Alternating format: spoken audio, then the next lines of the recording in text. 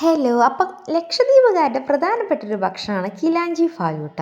അവരുടെ വിരുന്നുകാർ വന്നാലോ എന്തെങ്കിലും ഒരു വിശേഷം ഉണ്ടെങ്കിലോ ഒക്കെ അവരുണ്ടാക്കുന്ന ഒരു പ്രധാനപ്പെട്ട ഐറ്റമാണിത്. അപ്പോൾ ഒരു വീഡിയോ കണ്ട ശേഷം ഞാൻ വിചാരിച്ചത് ഒന്ന് ഉണ്ടാക്കി നോക്കിയാലോ എന്ന്. അങ്ങനെ ഞാൻ ഉണ്ടാക്കി നോക്കിയിട്ട് എനിക്ക് ഭയങ്കരമായിട്ട് ഇഷ്ടപ്പെട്ടൊരു ഐറ്റമാണ് കേട്ടോ അത്. അപ്പോൾ അതെങ്ങനെ ഉണ്ടാക്കുന്നത് നോക്കുക. അതിന് വേണ്ടി ഞാൻ അവിടെ നല്ലപോലെ കുതിർത്ത് വെച്ച് നമ്മുടെ പച്ചരിയില്ല അതൊരു കപ്പ് എടുക്കുന്നുണ്ട് കേട്ടോ. അതെടുത്തിട്ട് ഒരു ജാറിലേക്ക് ഇട്ട് കൊടുക്കുക. ഇനി ഇതിലേക്ക് ആവശ്യം നമ്മുടെ കോഴിമുട്ടയാണ്. ഈ ഒരു അരിക്ക് 2 കോഴിമുട്ട മതി കേട്ടോ. അപ്പോൾ അതിലേക്ക് 2 കോഴിമുട്ടയും കൂടെ പൊട്ടിച്ച് ഒഴിച്ച് കൊടുക്കുക കേട്ടോ.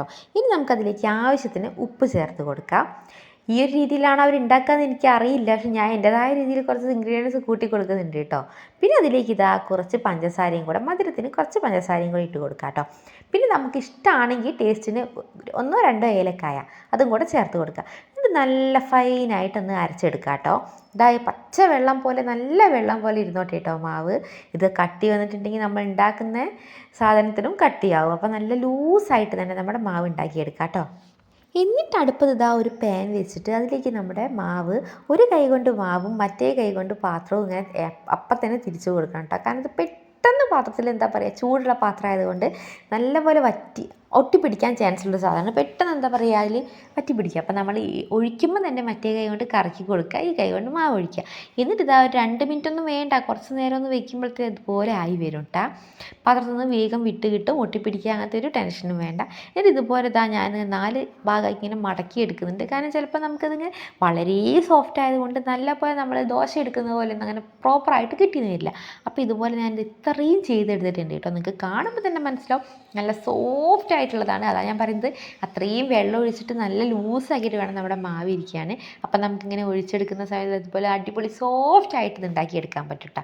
അപ്പം ഞാൻ ഇത്രയും ഉണ്ടാക്കിയെടുത്തിട്ടുണ്ട്. നിങ്ങൾക്ക് കാണുമ്പോൾ പറയാം നല്ല അടിപൊളി സോഫ്റ്റ് ആയിട്ട് തന്നെ വന്നിട്ടുണ്ട്.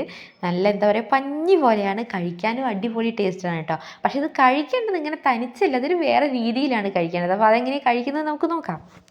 പിന്നെ ഈ മാവ് നമ്മൾ റെസ്റ്റ് ചെയ്യാൻ വെക്കുക, അതിൻ്റെ ഒന്നും ആവശ്യമില്ല കേട്ടോ. നമുക്ക് അരച്ച പാടെ അപ്പം തന്നെ ഉണ്ടാക്കിയെടുക്കാൻ പറ്റുന്ന ഒരു അപ്പമാണ് കേട്ടത്. നമ്മൾ കുറേ നേരം ഒന്ന് പൊങ്ങി വരണമെന്ന് പറഞ്ഞിട്ട് അങ്ങനെയൊന്നും വെക്കേണ്ട ആവശ്യമില്ല. നല്ല വെള്ളം ഒഴിച്ച് നല്ല ലൂസാക്കി അരച്ചെടുത്തിട്ടുണ്ടെങ്കിൽ നമുക്ക് അപ്പം തന്നെ ഇത് ഉണ്ടാക്കിയെടുക്കാം. ഇനി നമ്മളിത് കഴിക്കുന്നത് കറികളോ അങ്ങനെ ഒന്നും ഒഴിച്ചിട്ടില്ല. നമ്മൾ ഈ തേങ്ങാപ്പാലില്ലേ, നമ്മുടെ തേങ്ങാപ്പാൽ ഉപയോഗിച്ചാട്ടോ ഇത് കഴിക്കുന്നത്. അപ്പോൾ അതിനുവേണ്ടി നല്ല തേങ്ങാപ്പാൽ, 1-ാം പാൽ തന്നെ, 2-ാം പാലൊന്നും വേണ്ട, 1-ാം പാൽ നല്ല കട്ടിക്കുള്ള തേങ്ങാപ്പാൽ ഇവിടെ എടുത്തിട്ടുണ്ട്. അതിലേക്ക് ചെറുപഴം ഇതുപോലെ ചെറുതാക്കി മുറിച്ചിട്ട് കൊടുക്കുക കേട്ടോ.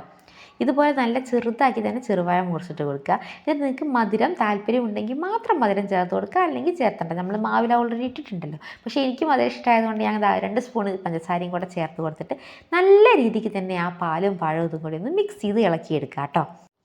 എന്നിട്ട് ഈ പാലും പഴവും എല്ലാം ഒഴിച്ച് കഴിക്കുക. അടിപൊളി ടേസ്റ്റാണ് കേട്ടോ, വെറുതെ പറയുന്നതല്ല, സൂപ്പർ ടേസ്റ്റാണ്. അപ്പോൾ നിങ്ങളൊന്ന് തീർച്ചയായും ഇത് ഉണ്ടാക്കി നോക്കാത്തവരാണെങ്കിൽ ഇത് ഉണ്ടാക്കി നോക്കണം കേട്ടോ. വളരെ എളുപ്പത്തിൽ നമുക്ക് ഉണ്ടാക്കിയെടുക്കാം കേട്ടോ.